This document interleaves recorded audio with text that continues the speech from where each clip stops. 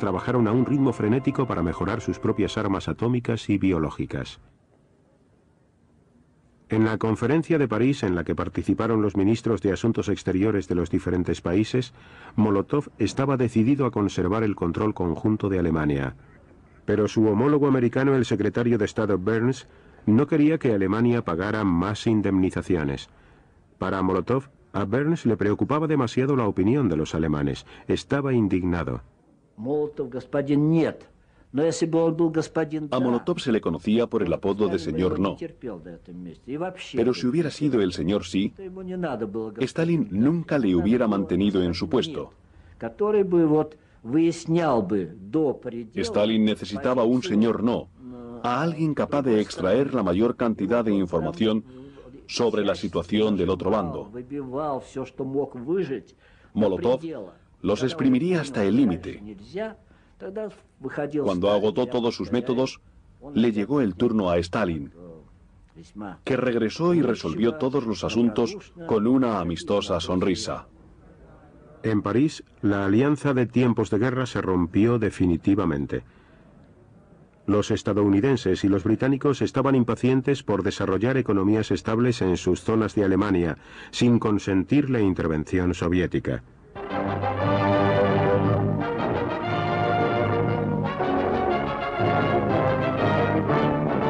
Stuttgart, Germany, scene of an event that marks a new phase in Europe's destiny.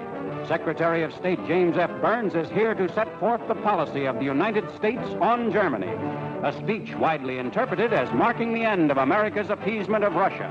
Burns tells the Germans and the world, it is not in the interest of the German people or in the interest of world peace that Germany should become a pawn or a partner in a military struggle for power between the East and the West. Escuché el discurso de Burns en Stuttgart y le di mi total aprobación porque, de hecho, había escrito una gran parte de él. Y ni yo, ni quienes trabajaron en él, ni Burns, estábamos haciendo alusiones antisoviéticas.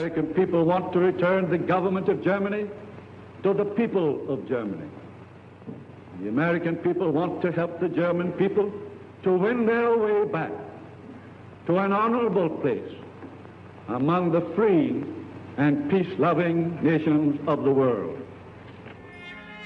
En 1945 los aliados habían consentido que Polonia se anexionara a las provincias orientales de Alemania que se encuentran por encima de los ríos Oder y Neisse. Pero ahora Burns dijo que la nueva frontera no era justa para Alemania y que había que cambiarla.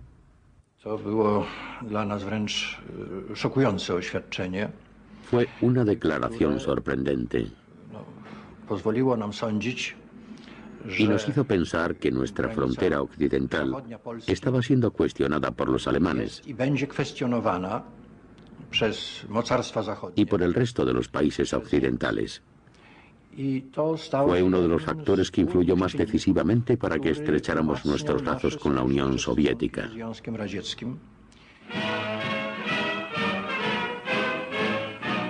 More pictures have arrived from Moscow. They show the everyday scene in the Soviet capital's famous Red Square. And what's in their shops? Well, here's a glimpse of the sort of things now on display. These new fashions, our cameraman tells us, are so expensive that they're quite beyond the means of ordinary people in Russia today. La situación de la gente corriente era mucho peor de la que mostraban los documentales. Fueron tiempos muy duros. Yo tenía un hijo de 1 año y medio.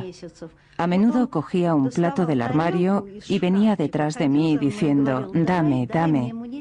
Pero yo no tenía nada que darle, y en el mercado solíamos comprar comida para caballos.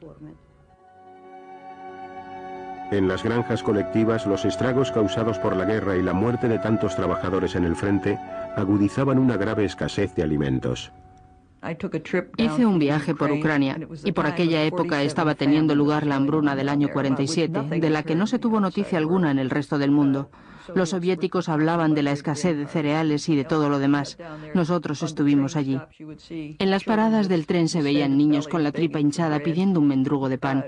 En la misma ciudad de Odessa la gente se moría de hambre en las calles y fuera de los hospitales porque allí no podían atenderles. Había malnutrición por todas partes. En Alemania también se estaban propagando el hambre y las enfermedades.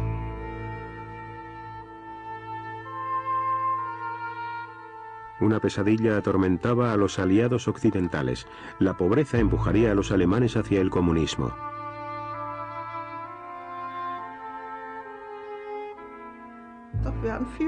Nunca había suficiente comida. Siempre estábamos hambrientos. En aquellos días salíamos a ver si encontrábamos algo de comer y pedíamos a los granjeros de la zona. A veces nos daban algo y otras veces no. El general estadounidense Lucius Clay hizo una reflexión al respecto. Está muy clara la elección entre ser un comunista que vive con 1500 calorías al día y ser un creyente en la democracia y tener que vivir con tan solo 100. Las ayudas para Alemania le costaron a Gran Bretaña más de $1 millón al día. Pero las remesas británicas no eran suficientes para salvar a los miles de alemanes que murieron ese invierno por falta de comida y combustible.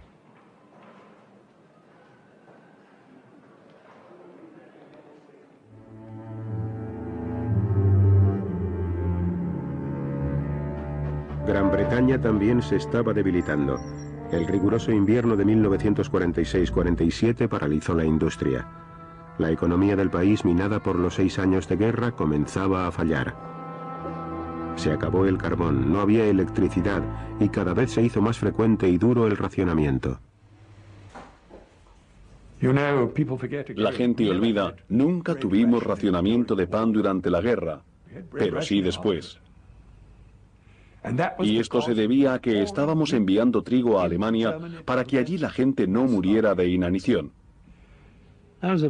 Fue un invierno muy duro, además. Hacía frío. Las cosechas fueron malas. La gente era infeliz. Y los comunistas estaban consiguiendo grandes logros aquí, allí y en otros muchos lugares, sobre todo en Italia y en Francia, pero también en Alemania. Los británicos ya no podían seguir con su duro compromiso en el Mediterráneo y pidieron a los norteamericanos que trataran de sacarles del atolladero. El mensaje que nos llegó era muy explícito. Decía: Gran Bretaña está retirando su ayuda económica y militar a Grecia y Turquía. Y esto simplemente se materializó, y la rama ejecutiva opinó que los Estados Unidos tenían que pasar a la acción y rápido. Las perspectivas para Europa, para los Estados Unidos y para el resto de los países no eran muy halagüeñas. En Washington, el presidente Truman se dirigió al Congreso. De ahora en adelante, anunció, los Estados Unidos contendrán el avance del comunismo en cualquier lugar del mundo. Finalmente, fue esta la declaración oficial de la Guerra Fría.